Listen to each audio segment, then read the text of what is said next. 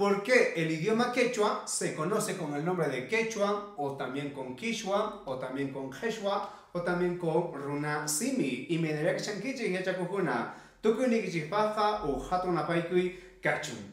Bueno, esto se debe a las diferentes regiones donde se habla el idioma quechua.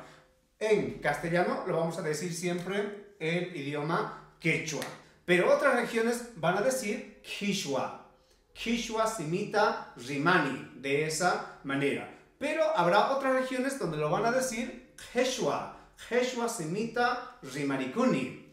Otros lo van a decir runa simi. Runa simita rimaricuni. De esta manera. Entonces todas estas palabras es el mismo idioma, no hay diferencia. Obviamente hay algunas diferencias en cuanto a vocabulario y en cuanto al uso de lo que es de los sufijos.